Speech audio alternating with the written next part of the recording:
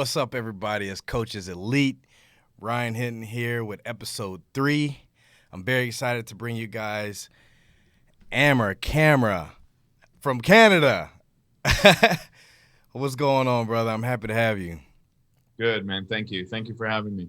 Yeah, me and this guy linked up in December, man, and I've just been blown away by you. I started watching you really closely after the Battle of Texas, and just really impressed with how you carry yourself, how you interact with your athletes, and of course your work. I mean, that kind of just comes with the territory of being a great leader and a great coach. But real quick, guys, press pause if this is your first time. Please, please, please. Going for the 5-star review. Go give me a review before you listen to this podcast. Before you listen to the podcast. If this isn't your first time, thank you for coming back, checking us out. So I'm going to give you the floor, man. I'm going to jump right into it. And, I'll let you talk a little bit about yourself. And just let me know, how'd you get into coaching or fitness or, training? How'd you get started? Yeah, I think I used to compete myself, so I never really had any aspirations of becoming a coach, really, because it wasn't really a thing at the time when I was competing. It was kind of just like your buddy helped you, or you and your friend competed, and you looked at each other, in like 2008, 2009, around those years. It wasn't really an industry, the coaching aspect of things, to the degree it is today. So I was in shape. I was always, conditioned. I was always, pushing myself to that level. And then it's just by the nature of it, I just grew into a coach. I think if you have that personality, you kind of adopt that role. It just kind of happens organically.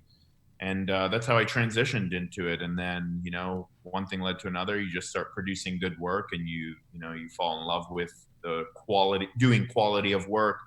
um, and like I said, I think the biggest part of it, how do most people become coaches, or how did I become a coach, was just, it's my natural personality, right? Like, you kind of, any team I played on, I was a captain, so you kind of just have that leadership role innately. And then people gravitate towards that, or people respect you because of how hard you work, and as a result of that, they listen, right? And um, it just happened for me organically. It wasn't even something I ever imagined I'd be doing. I went to school for architecture and have a degree in architecture. Wow. And Yeah. that's something. Yeah. Awesome, man. Yeah, I think there's a lot of power in that. What you say, you attract. I just posted something the other day that you attract people. You don't have to chase what's not for you, and you get to a certain point, a certain level where you're at. You're getting contacted. People are contacting you constantly, wanting what you have. But yeah, that is really impressive, and I'm seeing that definitely about you and how you carry yourself. And with a lot of successes comes a lot of failure. So I want to talk about that first. And is there anything specific to your life, or maybe even coaching, that you looked at as, or could look at as a big failure? In my life or in my coaching? Either or, which is something. Give me something powerful. Let's go with coaching. I think I'd call it a mistake, because in terms of failure, I don't really ever look at anything I've done as a failure. I think because I've always learned from the experience, I've always learned from anything I've done that may not have been the best decision.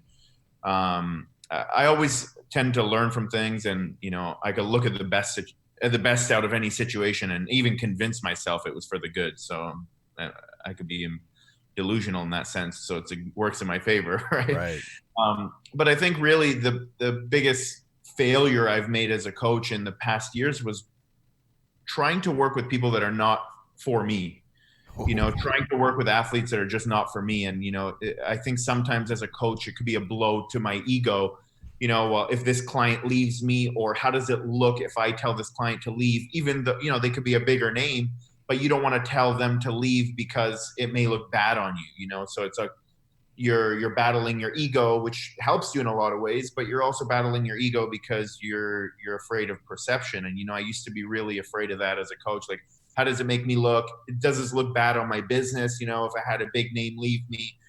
But then I realized not everyone's for you, and it's okay. And if anything, those people hold you back from making other people better, or attracting the right people. So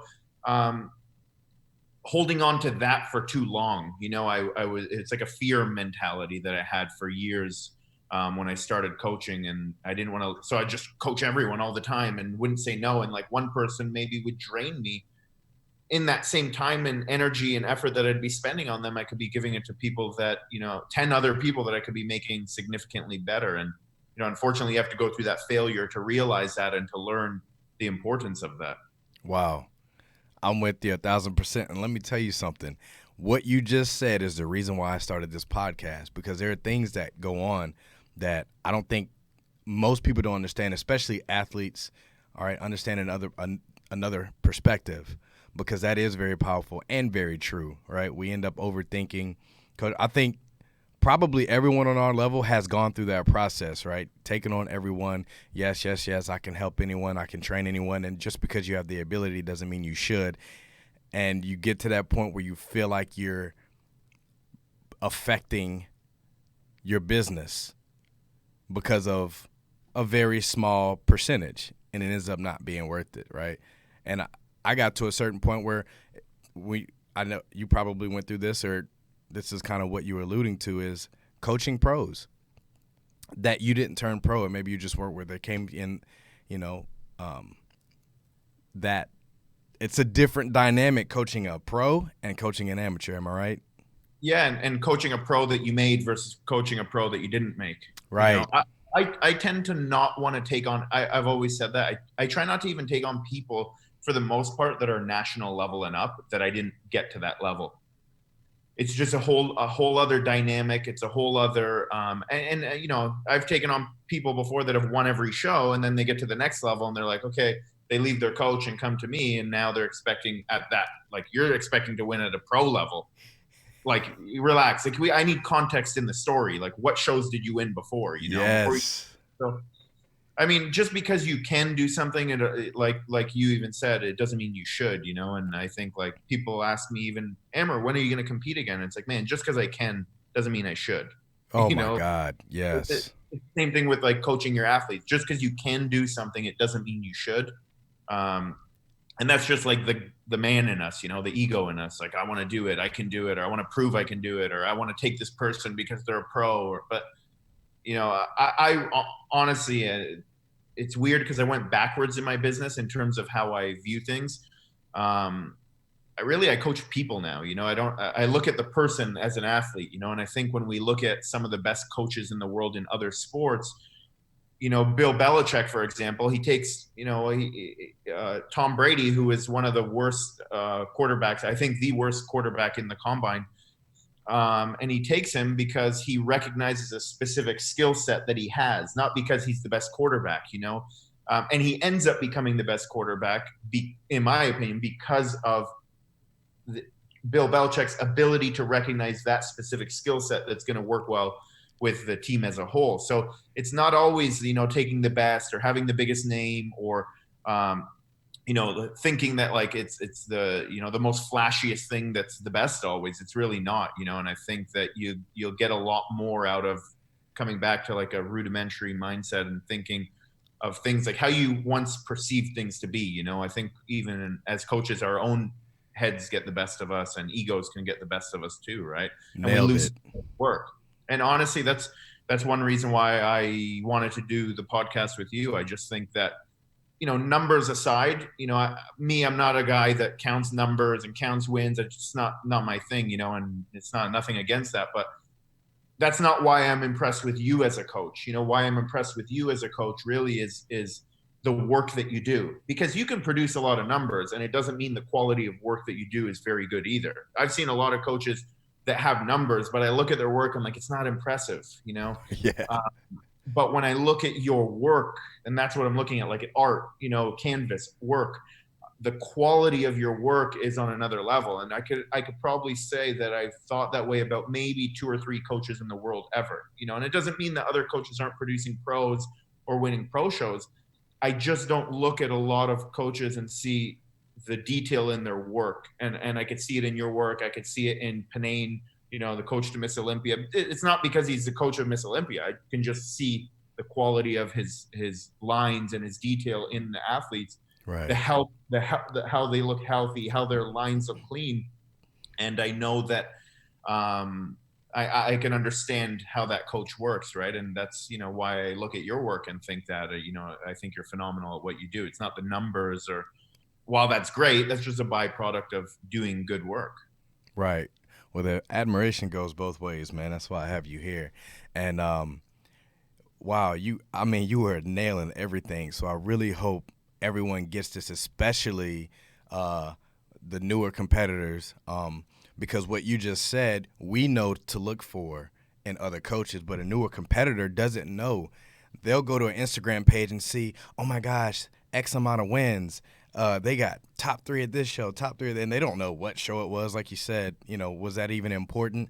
You know, this many pro wins. Well, was that athlete already that just type of athlete? Where did they come from? Was it, a collegiate? Yeah. Because we get those, right? We get I was an athlete here, and I was that guy. It was easy for me to get into competing. I've been lifting weights since I was 13. So men's physique wasn't hard to get into. Um, but man, this is already 11 minutes in. This is gonna be great. Um, so since we talked about failures, I want to go into your strengths. So, and you kind of alluded to some of that too. So tell me what's your best strength as a coach? Now my best strength as a coach is really my ability to just be hard on people, not because and it's not because I'm trying to play an act of being hard on people. It's that I'm always putting the long-term goal ahead of how people feel short term, ahead of how um ahead of my own feelings as a person, because at the end of the day we're people, with emotions and feelings, and like we may not want to say certain things to people all the time.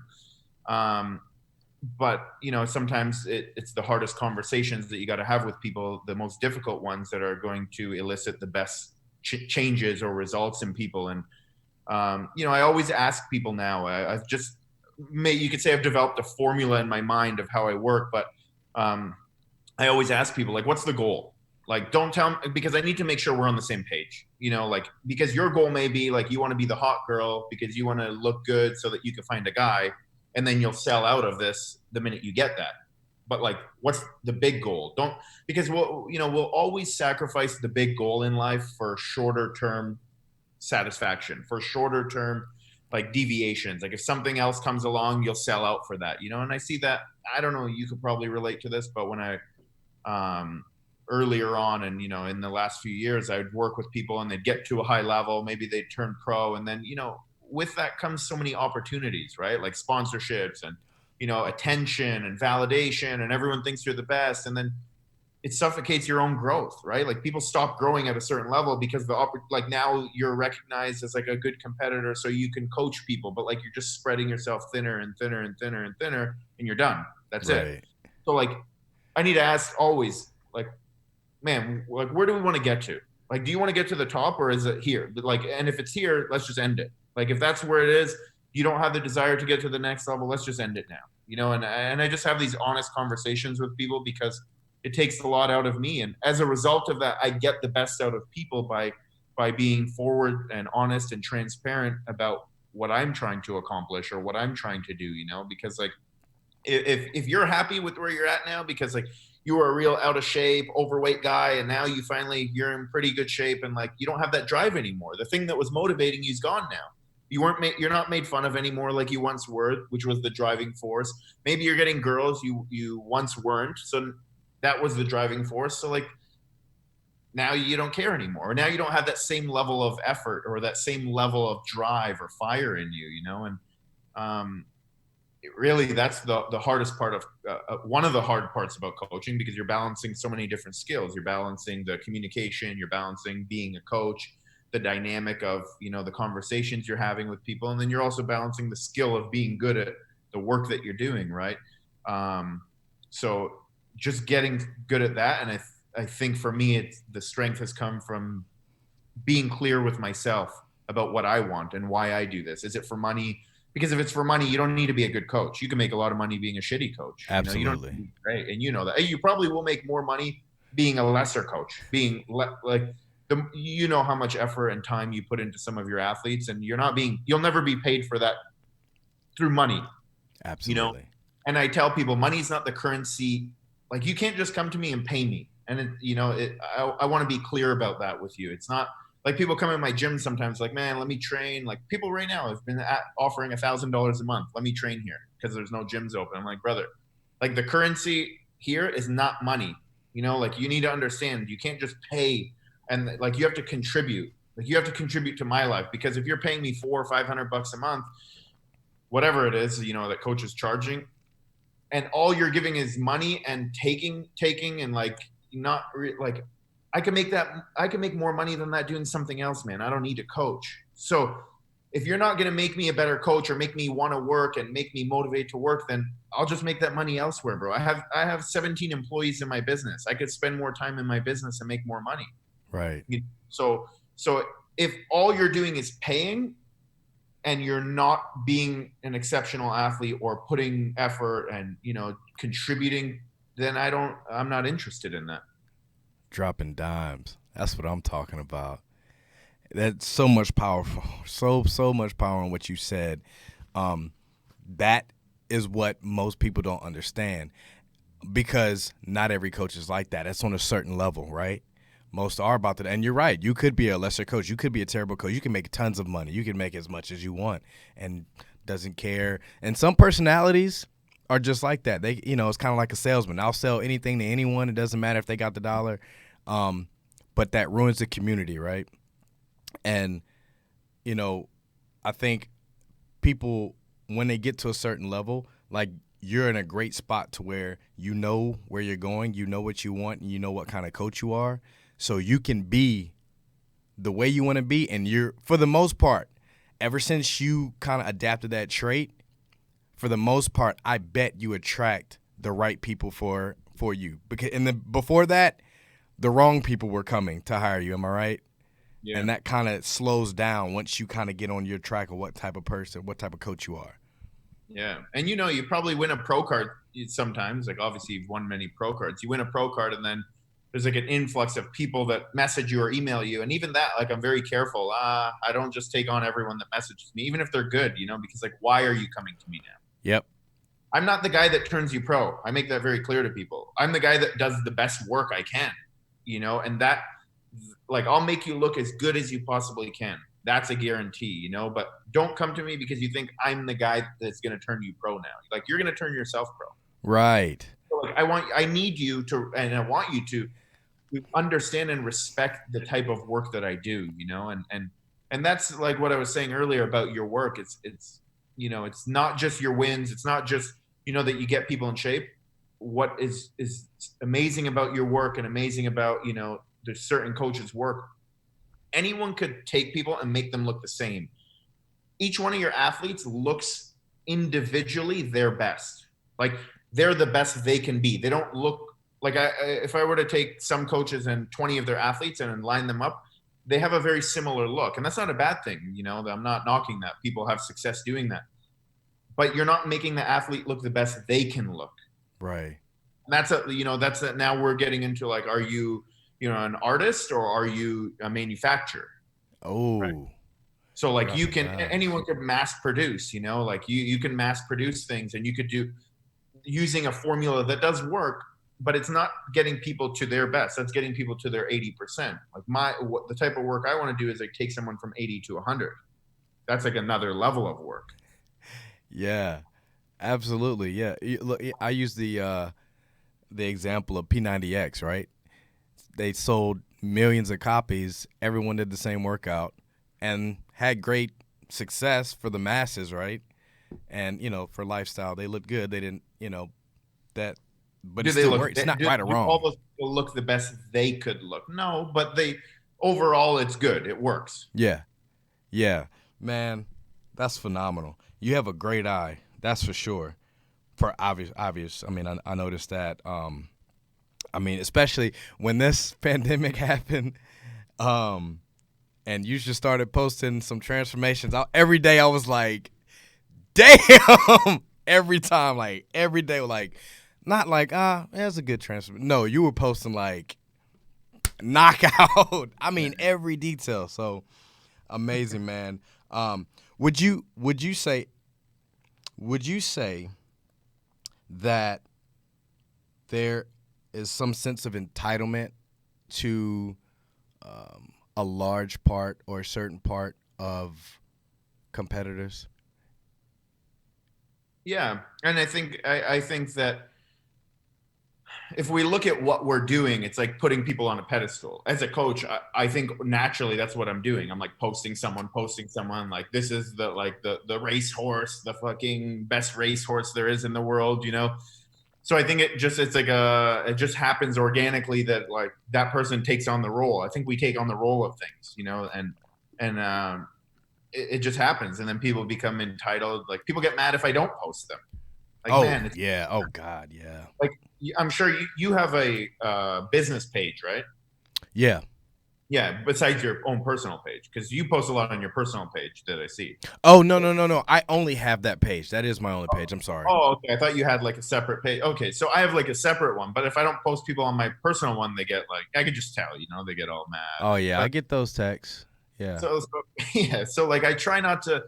It's like nothing even personal, man. Like it's my Instagram page, you know. Like, and I don't even care about all that. That's not even what matters, you know. But to some people, it does, and but the entitlement is real, yeah, for sure. Yeah. Yeah. I mean, But I have some great athletes that I don't post that. I mean, they look insane, but you always looked insane. So I mean, I'll post you, you know, but I'm not.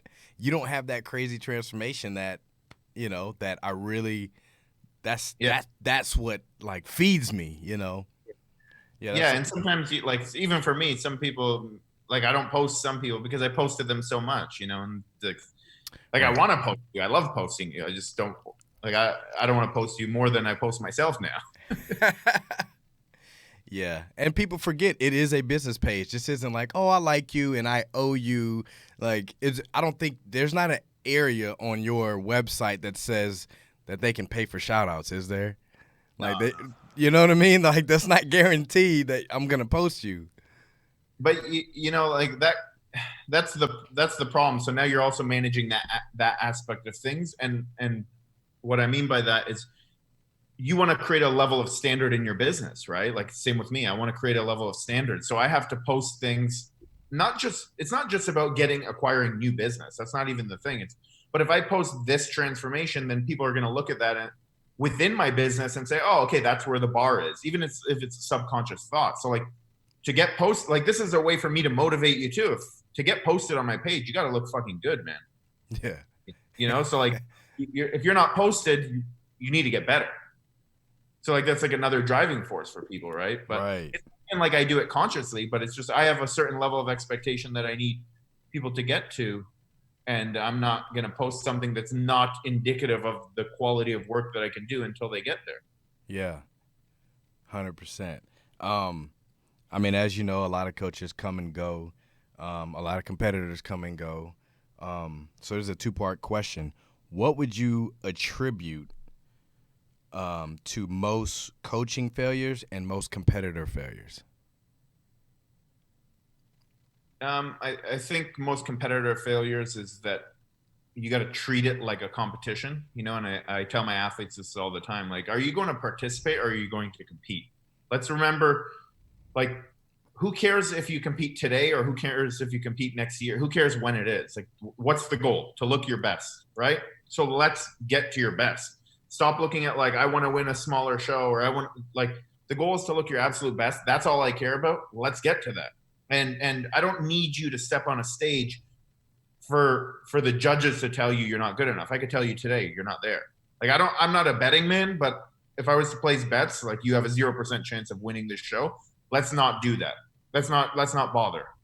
You know, so I think it's being honest with yourself as an athlete, and being honest with yourself about like why you're even hiring a coach too. Like, and that's why I said earlier, don't hire a coach because you think I'm going to be the guy that turns you pro. You're doing it yourself. You know, we're just guiding, we're connecting the dots for people. That's what our responsibility and our role is. So I'm not going to account or supplement for what you're not doing. You Mm, know, no coach can do that. No drug can do that. No nothing can do that. You know, so it's just being honest with yourself and hiring someone because you fit them as a client to a coach, versus just hiring someone because they can produce good results Right. and expecting that to happen with you, as if like, oh, I'm just going to pay and I'm going to get good, right? Man, look, you were dropping dimes today. This is what people need to hear, though. And as far as what, let me jump to a quick question. Are there times that you had a competitor that was showing interest in joining with you? You decided not to take them on, or maybe they decided to go to someone else, and you celebrated that they went to someone else. Yeah, yeah, yeah. It's like a relief.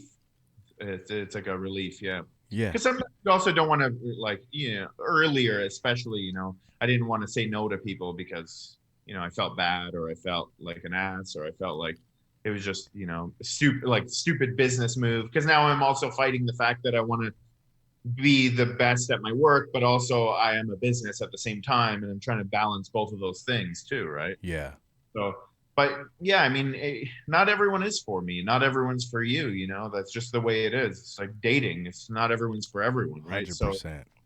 like, sometimes we fail to recognize that, and even sometimes as a coach, you're like, man, I want to coach that person because it can be an easy win, but at what cost? And I always say that, like, what in life, it's not about what you have. It's like the price you had to pay to get to what you have, and you have to ask yourself, is that worth it to you? And if the answer is yes, that's great. But like for me, it's like I always ask myself, is the price I have to pay to get this, what I have to give up, worth it? And that really determines the cost of something for me. The value of it is what I had to give up to get it.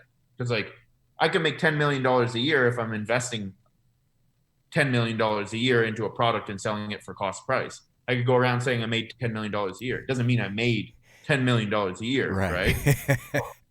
Like, or I can make 100 grand a year and pay nothing. So who won, right? To the world, it looks like the $10 million guy's winning, but in reality, the guy that made the 100 grand won Oh the yeah, revenue. So that's Instagram talk right there. yeah. Yeah, we see a lot of that. You have to be real with yourself a lot in life, man, and you have to be real when you're a coach. You got to be real with yourself too.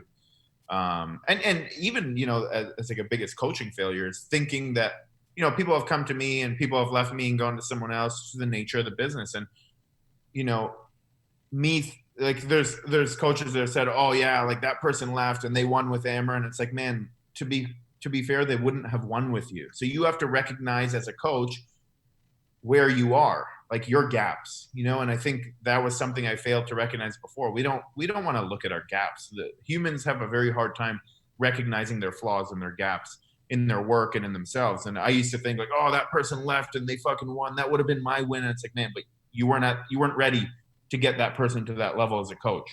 Right. Like if I were to take Miss Olympia today, or would she still be Miss Olympia? Maybe not. Maybe we're not that good.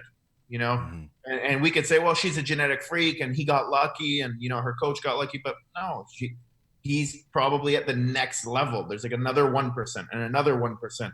And like there's someone better than him. We just don't know it yet, right? And like this is the way life is, right? Right. But we always want to believe that like if we had that person, then that would have been my win. But because I've seen it with other people, and that's how I recognize maybe there are gaps in my work.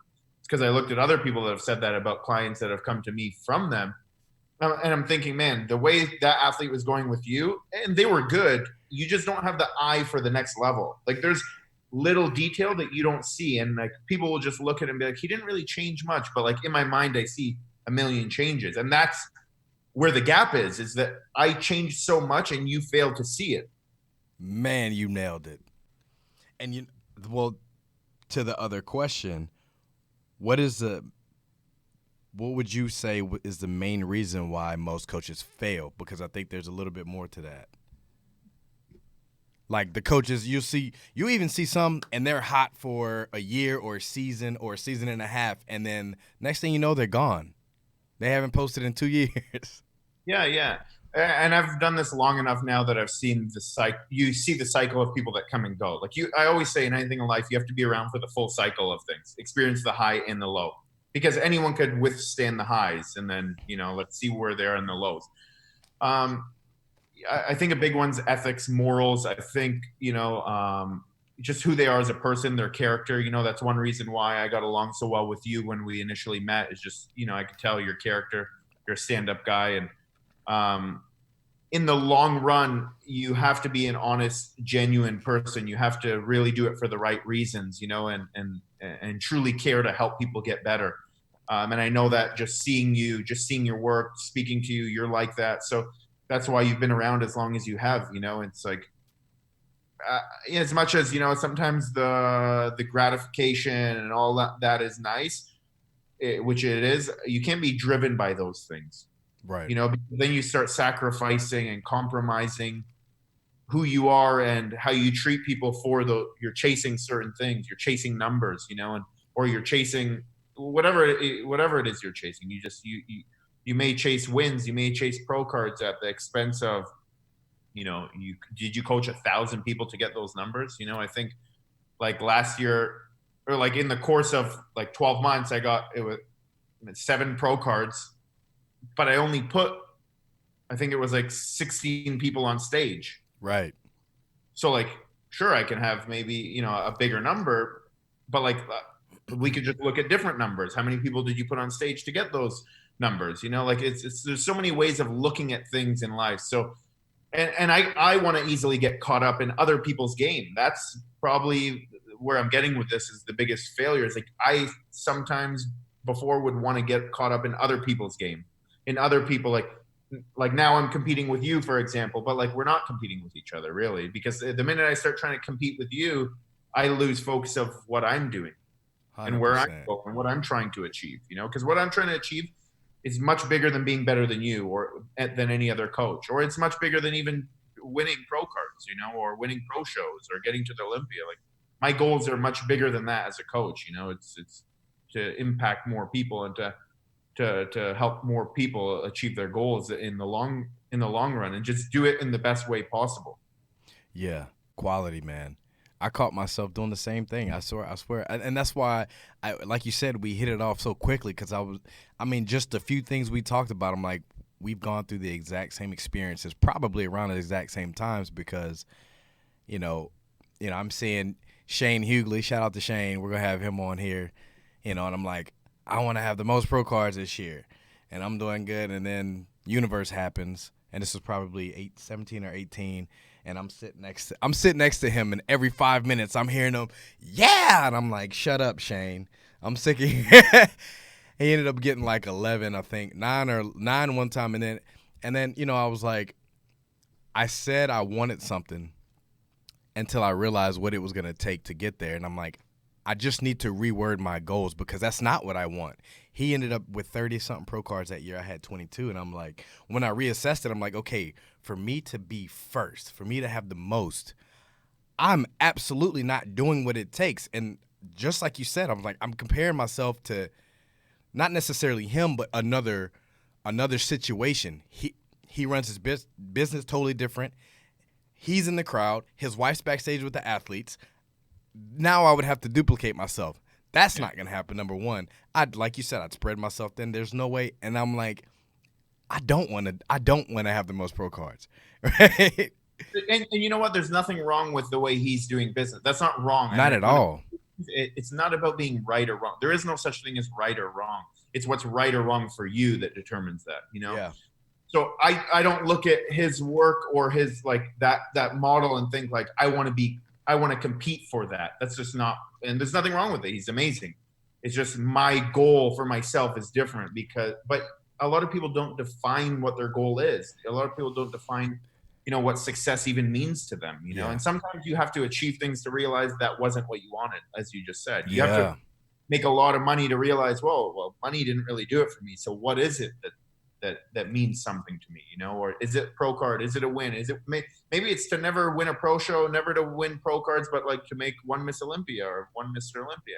It's different for everyone, but you need to define what that is for you before you can chase it or pursue it, or else you're just gonna get caught up. Like you win a pro card this week, I'm like, fuck, now I gotta win a pro card, because now I might send a client to a show and like now you're just compromising what you should be doing. You know, you're like, looking, where's an easy show? I need a fucking pro card this month. You know, like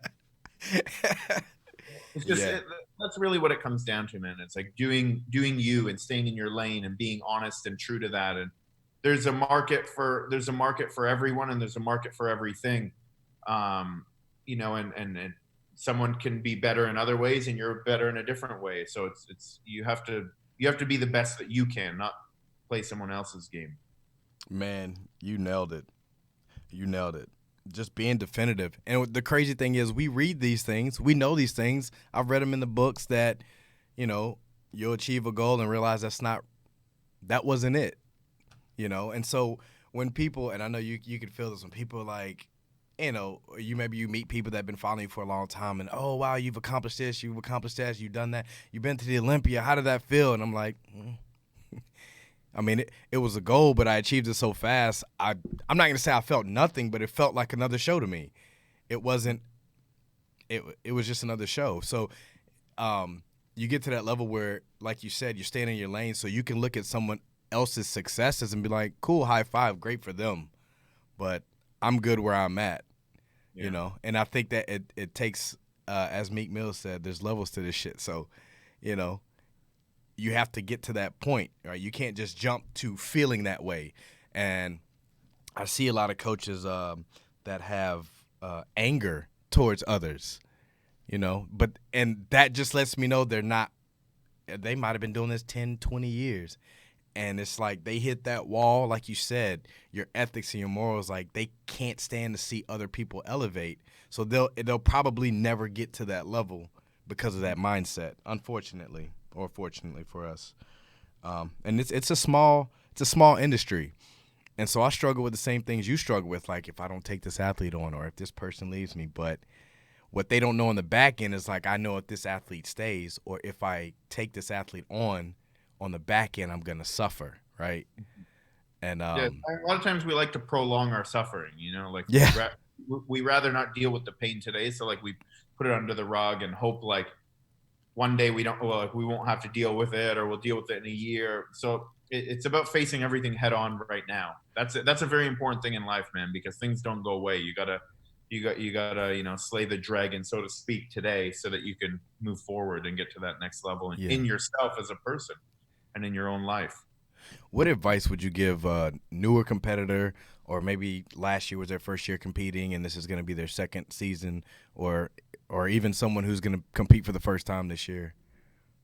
Yeah, I think that it's always important, man, that we have a set of like core values as humans to live by, and that's not just like in competing. That's as in life. That's in everything. And I think we always have to have questions that we ask ourselves, and to be honest with ourselves, because that's how we get the most out of ourselves. So something I always ask my clients or even myself, and this keeps me in check and keeps me accountable to myself, is like, do you think you're the hardest working person? I'll ask people that, if they lost a show, I'll say, do you think you worked harder than anyone? Like, do you think you worked harder than anyone that competed today? And I've never heard anyone say yes, you know and that's your accountability right there. You don't believe you did more than anyone else, so how should you, or why should you ever expect or feel entitled to anything in life? We deserve nothing in life other than what we earn, and so you don't deserve anything. And if you don't have something, it's because you don't deserve it. You haven't earned that right yet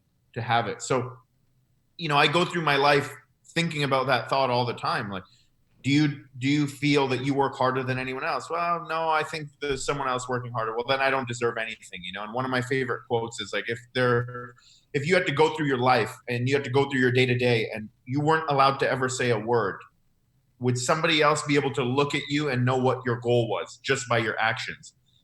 And honestly, for a lot of people, the answer is going to be no. Your actions aren't conducive to what you say the goal is. You say your goal is winning, but maybe you cheated on your diet. You say your goal is winning, but like 50% of your workouts were a half-assed effort. Therefore, if you weren't saying a word, I wouldn't even know what your goals were. I should be able to look at you and clearly know what your goal is based on your actions. Ooh, ooh, I like that one. I'm stealing that one. I'm letting everybody know right now. I like that.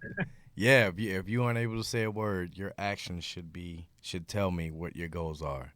Wow, I love it. I love it. Um, Man, this is probably the best interview we've had. And so that was competitors. What advice would you give aspiring coaches? Because I know when I first came in, you know, as a competitor, I'm looking at all these coaches like, wow, how am I going to get up there? How do you get up there? I mean, and like you mentioned gaps. I saw gaps, so I knew my goal was to fill the gaps. But man, those guys been doing this 10, 20 years. How can I elevate so quickly? So, what advice would you give to aspiring coaches? Be more focused on the work that you're doing instead of the result of the work. and Mm, and I deviated from that for some time in my work. I started to be more focused on numbers and achievements, and like I was pissed off when I didn't win. When you're focused on the work that you're doing, the end result doesn't matter to you anymore. But the end result will take care of itself right. because you control the end result. So if you're giving so much energy and thought and effort to that, you're not giving it.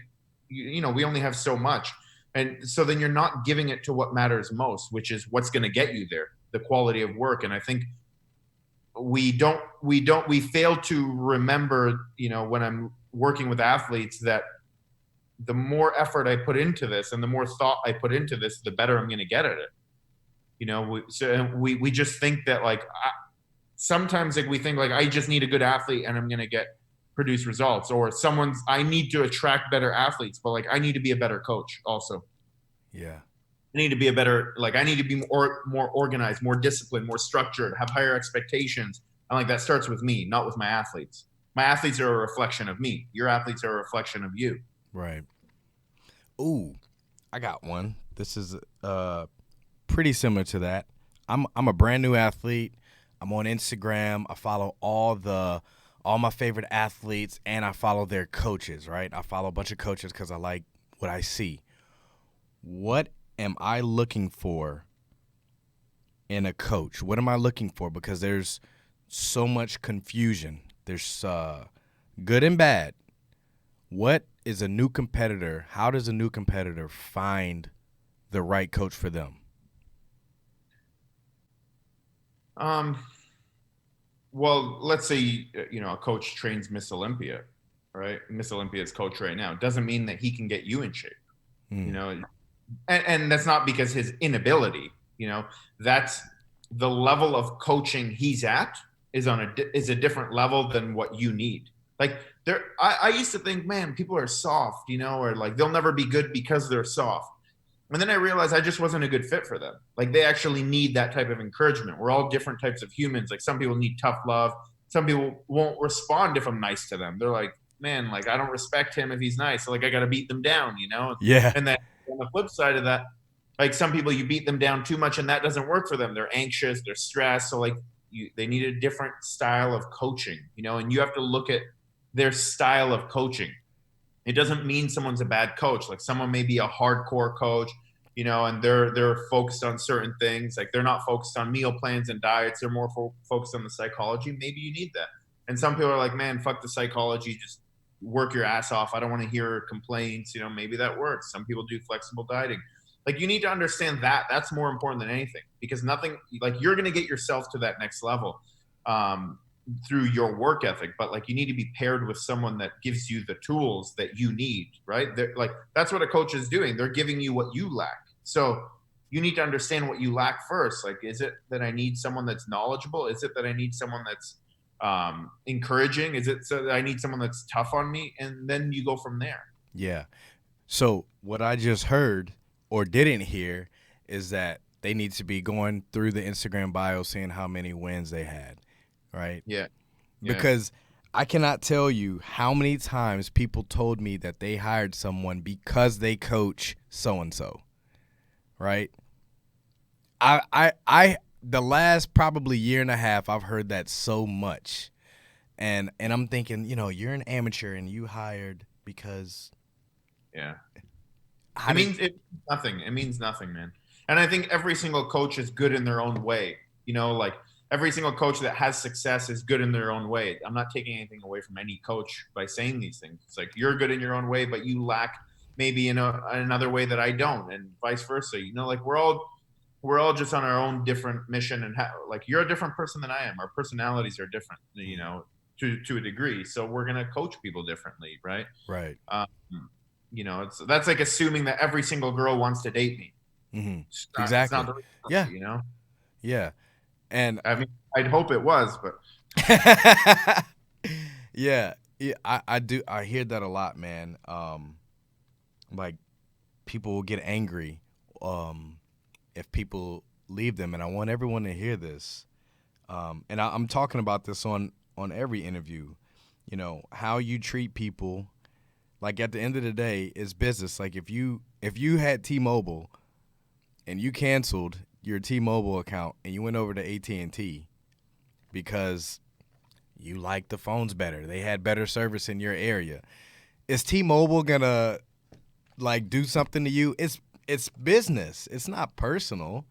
And workplace, like we're entrepreneurs, but let's say most people go to a job and they don't get to choose who they're around. Like you have to be around your employees, especially if you're in office space. So you and I and coaches, we need to control our space, right? We shouldn't have to take on negativity and all that. And I think this is some things that I just want to bring to light that some people miss, that they lose track of the vision. And I'm talking about other coaches too. And something I've noticed about you is that you've never had to say other coaches were wrong. They just do it their way. And I want everyone to understand that. They get what they get because they do the things the way they do it. It's not right or wrong, and you've got what you've got for the same reason, right? And I want people to understand that. As simple, I feel like it's simple and everyone should know it, but it's not that simple. I'm just feeling that way because I'm on the other end. I was an athlete first, just like you. and I think like people just need to recognize that too. And sometimes people, would leave and badmouth a coach, and I always think to myself like, but you went to them, which means at some point in time there was something that attracted you to them, Yeah. and maybe now like things run their course as well, man. Like you could come to me, we can like you get certain things out of me, and I get certain things out of you, and then maybe you're not good with me anymore, or maybe we reach a level and it's just you're not a good athlete for me anymore because you got what you needed out of this, so move on. It doesn't mean someone's bad just because they no longer serve you either, right? And Right. that's an important thing too. Like people leave coaches and they come to me like, yeah, he this and that, and it's like, man, but maybe now he's not good for you or she's not good for you, but like there's levels. Like you just be thankful you got there. Without them you wouldn't have got to that point either. So Yeah. you have to be appreciative of that. And like if you would have bypassed that and came straight to me, you wouldn't have even got this far, because what they gave you, they got you to 50%, for example. And that could be your business model. Like Walmart makes more than Whole Foods does per year. They sell shittier products, or it's not as prestige, but it doesn't mean they're bad. It just Yeah. serves a different market. So it's the same thing. Like just because they got you to 50%, and then now you're ready to get to the next level. But like I wasn't even going to get you to 50%. I tell people all the time, man, like you're at the point where you could just work with anyone and get better. Like just work with anyone and get better. You don't need to work with me, because if you do, you might not even get the benefit of working with me because you don't understand it. You're like thinking, whoa, I thought I was going to get a lot more in terms of maybe resources, or maybe in terms of like even certain type of attention. But like my attention is to other things. Like people now want to fine tune how they look and like take their proportions to the next level. And I could see it. Like that's the value in me as a contest prep coach. So you need to work with someone else to fill in those gaps that you're missing. Like maybe you need the encouragement. Maybe you need like the tough love. Maybe you need like, you just need someone to teach you macros or teach you how to diet or like learn these skills. And then now I can help you, because I'm not going to teach you those skills. I'm not going to teach you how to diet, man. That's just Right. not the work.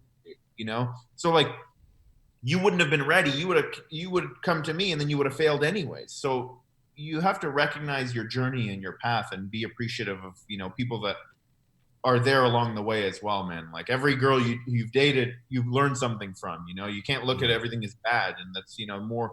more a reflection of you as a person. And really, when people are like that, I'm like, man, you have no chance of succeeding. You just don't with that attitude, Yeah. because it's a victim mentality. It's a learned helplessness mentality. Yeah. Hey, do you check or do you notice the red flags?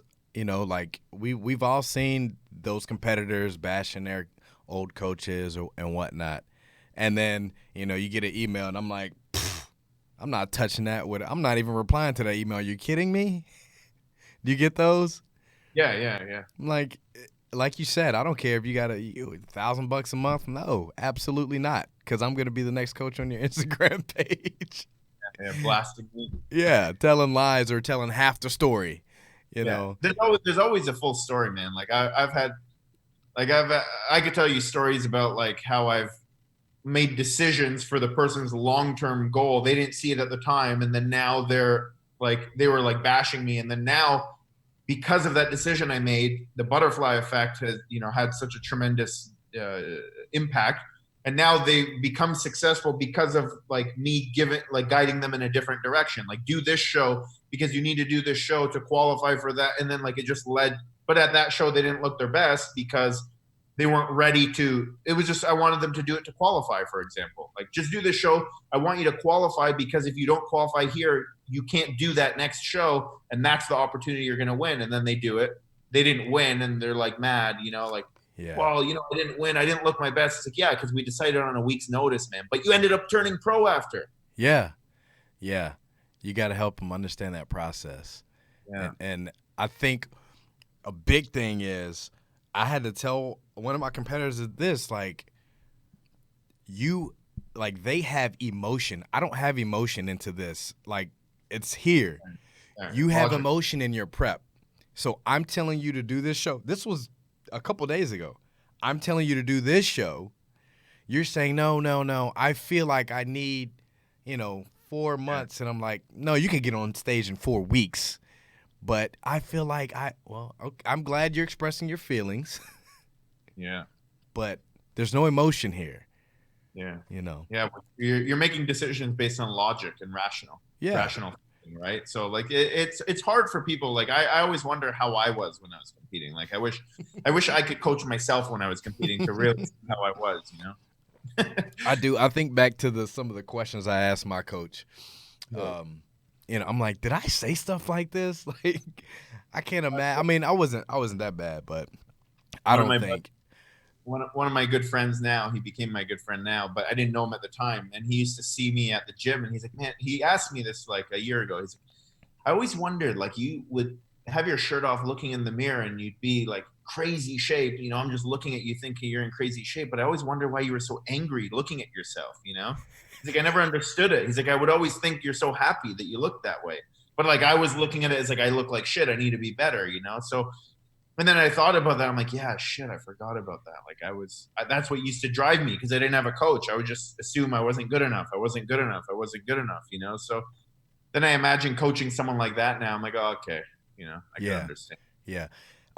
Have you had an athlete leave you, go to other coach or coaches, and then come back? Yeah, quite often. Like quite often, cases that they end up trying to come back. Yeah. What's your take on that? How do you feel about that?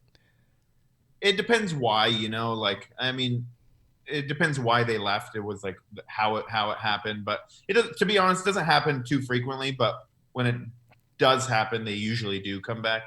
I'm not emotionally attached. Like, okay, cool, come back, go, whatever. As long as it's right for me and it's the right choice, like it's fine.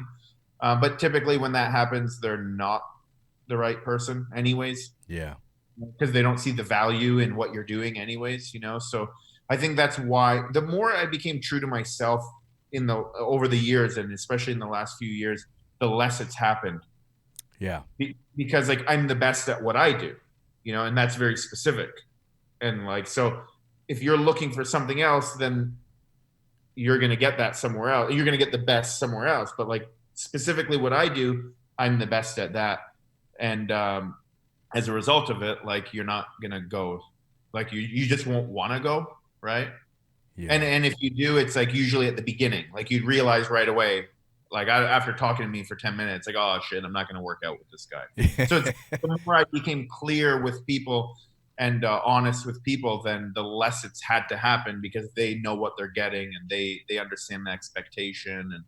And I coach myself the way I coach my athletes. Like honestly, man, I don't take vacations, for example, while people are doing shows, like during show season. It's just not the time. Yeah. Like just if I was competing, I wouldn't be taking vacations. Right. Like if I'm competing, I have a structure. I get up every day, do my cardio, do my workout. I do the same thing. Like I get up at a certain time, I respond to my emails. Like I treat my work like a contest prep. Yeah. So, like and that mindset has allowed me to get very good and just continuously improve. Because that's only, otherwise I don't know if I'm doing good or doing bad. How do we know? We don't have someone coaching us, right? So Right. the way we know that is if like I treat it like a contest prep where it's like, okay, you're like, you have structure, you have routine, you have order, and now like there's an end goal. Dope, man. I love it. I love it. Um, where can people contact you? Where do you like Yeah, you website, Instagram? yeah, you could just hit me up on Instagram at Amer The Hammer, um, or our website hammerfitness.com. Sweet picture right there of you. Which one? The one on your website. That's an old one, man. That was last week, wasn't it? Nah, I think like 8 years ago. That one. Yeah, yeah, yeah, yeah. Yeah, I think I'm gonna get in shape one more good time, man. Well, shoot, man. I'm not gonna hold you much longer. This has been great. I've really been looking forward to this, man, and I appreciate your time. I know we all, at least guys like you and I, we're always working on the next thing and in the moment. So I can't tell you enough how much I appreciate you as a coach, as a leader. I watch you, and I really appreciate you, man. Thank you, man. I have a lot of admiration and respect for you as a person, as a coach, as a professional. So I really appreciate the opportunity. Yes, definitely, man. So hopefully things get kicked off.